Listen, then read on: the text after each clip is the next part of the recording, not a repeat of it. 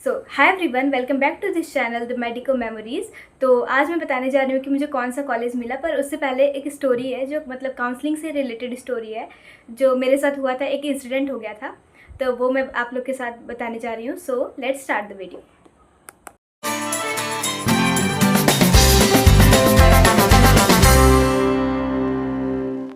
तो हुआ क्या था कि ऑल इंडिया का काउंसलिंग स्टार्ट होने वाला था 21 जुलाई से, ठीक है।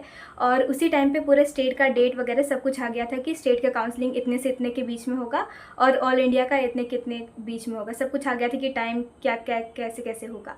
तो हुआ क्या था कि जब ऑल इंडिया का काउंसलिंग का डेट आया था और उसी टाइम पे स्टेट का भी आ गया था, तो मैं ऑल इंडिया और स्टेट दोनों में रजिस्ट्रेशन फ़ी पेमेंट सब कुछ कर ली थी और मैं एकदम अप टू डेट थी कि जब भी कोई नोटिस वगैरह आएगा तो चॉइस फिलिंग वगैरह स्टार्ट कर देंगे। तो हुआ क्या कि ऑल इंडिया का तो डेट एक्सटेंड होते गया। डेट एक्सटेंड होते होते होते होते 6 जुलाई को हुआ। फिर उसके बाद कंप्लीट हुआ फर्स्ट राउंड। लेकिन इसके बीच में ये हुआ कि स्टेट का एक्सटेंड नहीं हुआ। स्टेट का जो टाइम पे था वही टाइम पे वो लोग करवाए।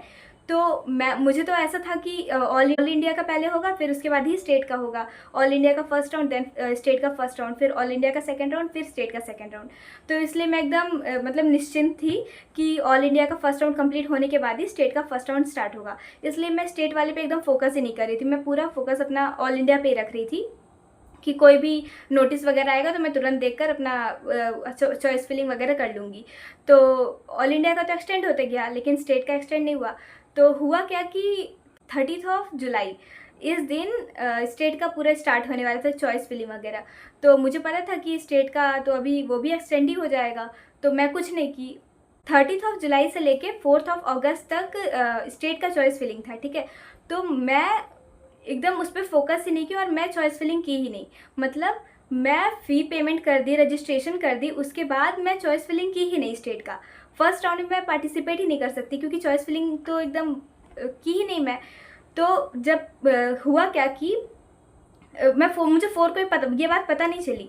5th को जब मैं ऐसे जस्ट फ़ोन स्क्रॉल कर रही थी तब एक नोटिस आया कि ये ऑल इंडिया का डेट एक्सटेंड हो गया है और स्टेट वाले का हमारा चॉइस फिलिंग कंप्लीट हो गया और लॉक हो गया है। तो फिर मैं जल्दी जल्दी जाके वेबसाइट पे चेक की तो उसमें देखी कि यार चॉइस फिलिंग का तो दिखा ही नहीं रहा है। उसमें दिखा रहा है कि क्लोज़ हो गया है चॉइस फिलिंग। अब मेरा तो एकदम दिमाग ख़राब हो गया था एकदम। और यार मैं सिनेरियो अपना बताऊं, मेरा हार्ट बीट एकदम फास्ट हो गया था, मेरे हाथ एकदम श्रिंक कर रहे थे। और यार मतलब मैं क्या करूँ, इतना अच्छा नंबर लाने के बाद, पूरा रैंक वैंक अच्छा करने के बाद, सबको बता भी दी घर में कि मेरा इतना आ रहा है, सब कुछ सबको बताने के बाद चॉइस फिलिंग में पार्टिसिपेट ही नहीं की। फर्स्ट राउंड तो मेरा ऐसे ही चल गया। अब मुझे जो कॉलेज मिलना होगा वो भी मुझे नहीं मिलेगा ना। तो हुआ क्या कि जब मुझे पता चला तो फिर मैं डायरेक्ट पापा को कॉल की। पापा बोले कि एक बार वापस चेक करो, हो सकता है गलत हुआ होगा। फिर मैं वापस चेक की, लेकिन वही दिखा रहे थे कि क्लोज़ हो चुका है। फिर उस दिन से लेके 5 को मुझे 3 बजे के आसपास पता चला था। 5 से लेके 6 तारीख के शाम तक मैं क्या करी थी, पूरा वो डीजीएमई वेबसाइट है उस पर ईमेल करते जा रही थी कि इस वजह से मेरा चॉइस फिलिंग नहीं हो पाया है, तो प्लीज़ आप ओपन कर दीजिए। क्योंकि मतलब ऑल इंडिया का तो एक्सटेंड हो ही रहा है तो स्टेट का भी होना चाहिए। तो मैं ऐसे ऐसे भेजी, बहुत बार भेजी मैं। मतलब ऐसा हुआ होगा कि मैं 50-60 टाइम्स भेज दी होंगी उन लोग को। और उस टाइम क्या हो रहा था कि मैं हर 10-10 मिनट पे अपना फ़ोन चेक कर रही हूँ कि कोई नोटिस तो नहीं आया, कोई नोटिस तो नहीं आया। यार उस टाइम पे एकदम घर का माहौल ऐसा हो गया था कि एकदम नेगेटिव वाइब्स हर जगह फैली हुई थी। ऐसा लग रहा था कि एकदम नेगेटिविटी ही घर में फैली हुई है। सब लोग एकदम शांत, कोई कुछ खा नहीं रहा है, कुछ कोई पी नहीं रहा है, एकदम शांति हो गया था। और ये बात मैं किसी को बताई भी नहीं थी, बस मेरे घर में ही पता था सबको और मेरे बड़े पापा हैं उन्हें पता था। तो यार ये इंसिडेंट मेरे साथ हो गया था। फिर उसके बाद हुआ क्या कि मैं इतना ज़्यादा मैसेज की, और भी बच्चे मैसेज किए होंगे क्योंकि उनका भी छूट गया होगा। वो भी सोच रहे होंगे कि ऑल इंडिया का होगा, फिर उसके बाद ही स्टेट का होगा। फिर हुआ क्या कि 6 तारीख के शाम में 6:30 बजे के आसपास नोटिस आया कि स्टेट वालों का चॉइस फिलिंग का डेट एक्सटेंड हो गया है। और फिर उसके बाद फिर मुझे जो खुशी मिली है ना, मतलब मैं बता नहीं सकती, मुझे इतनी खुशी मिली। मैं 5 तारीख से लेकर 6 तारीख के शाम तक मैं बेड पे ऐसे ही लेटी थी। मुझे कुछ खाने का नहीं मन कर रहा था, कुछ करने का मन नहीं कर रहा था, बस मैं ऐसे ही लेटी हूँ कि यार मैं सोच रही थी कि यार मैं अगर थोड़ा सा देख ली होती उसको, थोड़ा सा भी मतलब एक बार भी खोल के देख ली होती तो अभी तक मेरा कंप्लीट हो गया होता, चॉइस फिलिंग भी हो गया होता, और लेकिन नहीं हुआ। तो ये इंसिडेंट मेरे साथ हुआ था। फिर उसके बाद चॉइस फिलिंग का डेट वगैरह आया, मैं फिल की, फिर रिज़ल्ट आया। तो ये स्टोरी मुझे शेयर करना था।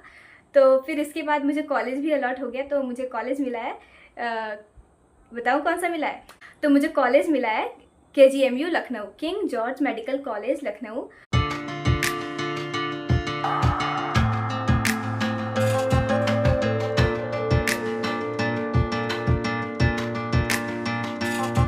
मैं यूपी से बिलोंग करती हूँ, तो मैं यूपी में फर्स्ट नंबर पे ये रखी थी, क्योंकि यूपी का फर्स्ट रैंकिंग का कॉलेज है यूपी का, तो मैं इसी को फर्स्ट पोजीशन पे रखी थी।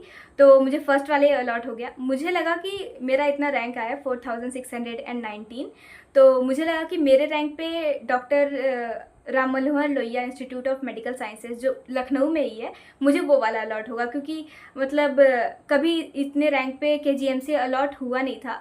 बट हुआ क्या कि इस बार का यूपी का कट ऑफ थोड़ा लो गया, क्योंकि पता नहीं किस वजह से लो गया, बट लो गया, इसलिए मुझे KGMC लखनऊ मिल गया है। ये था कॉलेज जो मुझे मिला। और मुझे ये बोलना था कि मेरे पास पता है बहुत सारी ऐसी स्टोरीज़ है, अगर तुम लोग को सुनना हो तो फिर मुझे बता देना कमेंट सेक्शन में, क्योंकि मेरे साथ बहुत सारे ऐसे इंसिडेंट्स हुए हैं। तो मेरे पास बहुत सारे स्टोरीज़ का खजाना है जो मेरे पास रखा हुआ है। तो अगर तुम लोग को सुनना होगा तो बता देना कमेंट सेक्शन में, मैं अपलोड करूँगी। और एक बात और कि मैं राउंड 2 में पार्टिसिपेट कर रही हूँ कि नहीं, तो मैं स्टेट वाले में पार्टिसिपेट नहीं कर रही हूँ, क्योंकि ऑब्वियसली क्यों ही करूँ, जब यूपी का नंबर 1 कॉलेज है तो फिर उसके ऊपर कौन ही करेगा यार, कौन सा कॉलेज लूँगी मैं। तो यूपी वाले में नहीं कर रही हूँ, लेकिन ऑल इंडिया के फर्स्ट राउंड में मैंने पार्टिसिपेट किया था।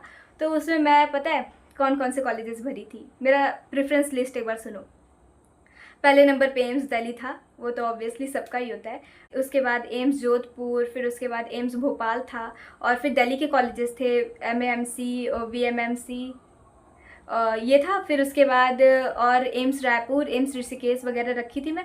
तो ऑब्वियसली मेरे रैंक पे थोड़ी ये सब मिल जाएगा। BHU भी रखी थी मैं, तो उसमें तो कुछ नहीं मिला। तो सेकेंड राउंड में मैं ऑल इंडिया वाले में पार्टिसिपेट कर रही हूँ, तो उसमें मैं सेकेंड राउंड में मेरा प्रेफरेंस लिस्ट होगा एम्स न्यू दिल्ली और IMS BHU, क्योंकि एम्स न्यू दिल्ली में एक सीट OBC का खाली है। तो मैं सोची कि बाय लक, वैसे मिलेगा तो नहीं, ऑब्वियस है, इतने रैंक पे आते आते तो ख़त्म ही हो जाएगा वो सीट, एक सीट तो है, बट फिर भी भर दी हूँ। तो मैं ऑल इंडिया के सेकेंड राउंड में पार्टिसिपेट कर रही हूँ, लेकिन स्टेट वाले में नहीं कर रही हूँ। So that's all. और भी कोई अगर वीडियोज़ का सजेशन तुम्हें देना हो तो फिर प्लीज़ देना, और कमेंट करना, लाइक करना, शेयर करना, सब्सक्राइब करना इस चैनल को। So thank you so much, bye.